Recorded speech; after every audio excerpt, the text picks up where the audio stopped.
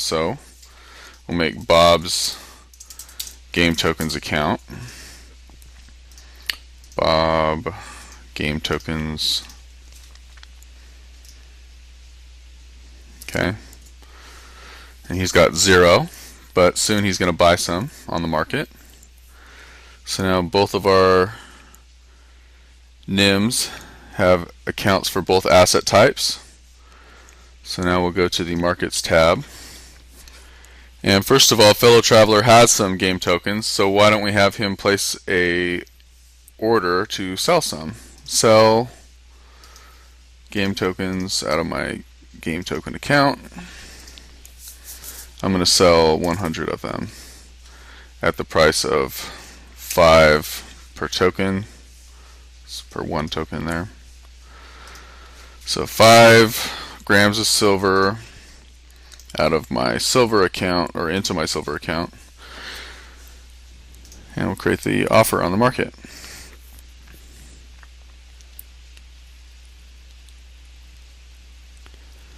Alright, so I'm on Fellow Traveler right now, so you can see I have an ask in my offers. So there I am selling. I'm selling the game tokens for silver grams. And of course I'm the only offer on the whole market right now because I'm running server on my own computer here. There's the ask on the market. If you go to Trader Bob, and he doesn't have any offers on the market, of course, but he can still see the market itself. He can still see the asks. There's an ask that's up there. There's 100 grams, or excuse me, there's 100 game tokens for sale at the cost of 5 silver grams each. And let's say that Bob decides he wants to buy some of them. So okay, fine. I'm going to make an order. And I don't know who placed this ask, who this sell order. I don't know who Fellow Traveler is necessarily. It's just on the market. And so I'm going to buy, let's say 150 game tokens. Of course, there's only 100 available right now, but my order is for 150. I'm going to buy game tokens. Here's my game tokens account where they'll be put when I buy them. I'm willing to pay 5 grams. And why do I say that? Because if I wasn't willing to pay any more than 5, say it was 4, and this guy's asking 5, then no trade would happen. Both of the offers would just go into the market. One would be a bid, one would be an ask, but there wouldn't actually be any trade that would occur. They'll be waiting for other actors to come in or prices to change. So the currency is silver grams. Otherwise, I could choose a different currency here, but then I would just be on a different market. I'd be on the game tokens for Bitcoin market or for dollars or whatever. You can trade any 2 asset types. So here's my silver account where I will pay for these tokens. Create my order. Alright, so now Bob has an offer, which is a bid, and Fellow Traveler has an offer, which is an ask. So there's Fellow Traveler's ask. Now notice something here. Notice that I had 100 tokens for sale, but now there's only 0 of them left. They were all sold, and that pretty soon this will disappear off the market as well. So look at this. You can see already the asks at the price of 5. There's 0 left, and that's it. My order, my ask order was fulfilled. I sold all my game tokens, my 100 game tokens that I wanted to sell. And now it's in the recent trades. There's the trade that occurred. 100 of them were sold at that price.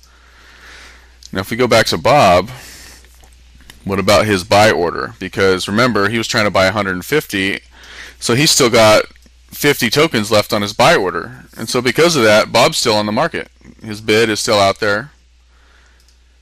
And basically he's got 50 left.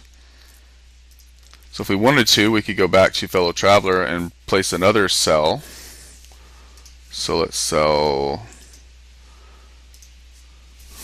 I could sell 50 more, and that would just cancel it out. But let's sell 100 more game tokens from my game token account at the price of 5 again, just so it'll keep trading. 5 silver grams.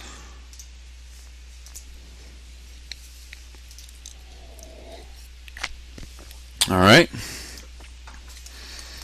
So now, of course, half of the order has already been filled, and that's why you saw the trade pop up. The second trade popped up here because it just boom, it processed it. And so my ask, let's go down to Bob here. Let's take a look. So Bob's bid, 0 left, because Fellow Traveler just placed this ask order and sold, and I bought it, and so I don't have anything left on my order, my buy order. I bought all 150 game tokens that I plan to buy. And Fellow Traveler sold a bunch of them, and he still has a little bit left on his order, his ask order.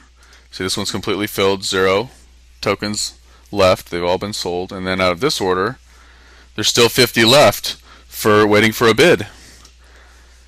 And so we can see the recent trades that have occurred here. This is kind of public trade information here. And we can see the bids and asks that have been placed. Now let's go to their accounts. For example, Bob Silver account.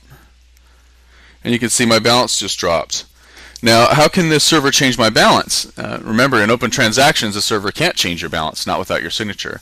And the reason is because this is actually the addition of your actual balance, which is the number on your last receipt, plus the amounts in your inbox on these inbox receipts, which you have also signed and which have transaction numbers on them that are signed out to you.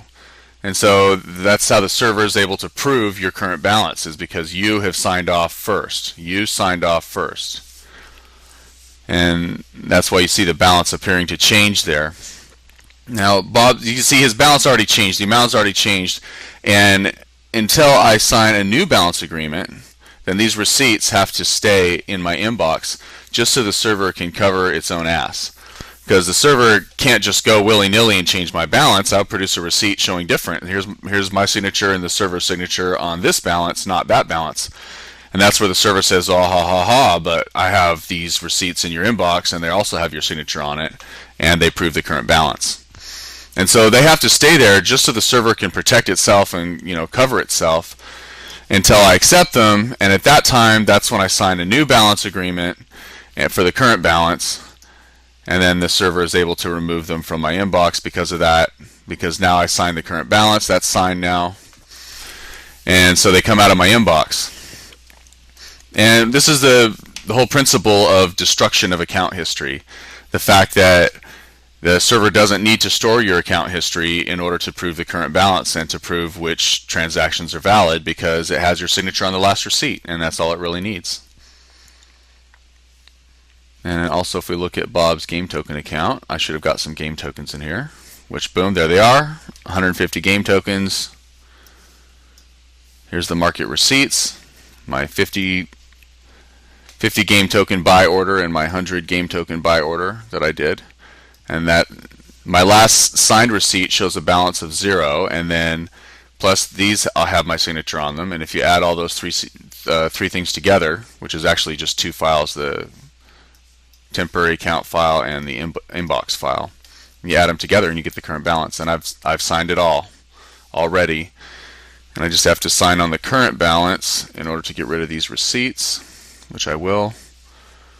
So there's my 150 game tokens that I bought on the open transactions market.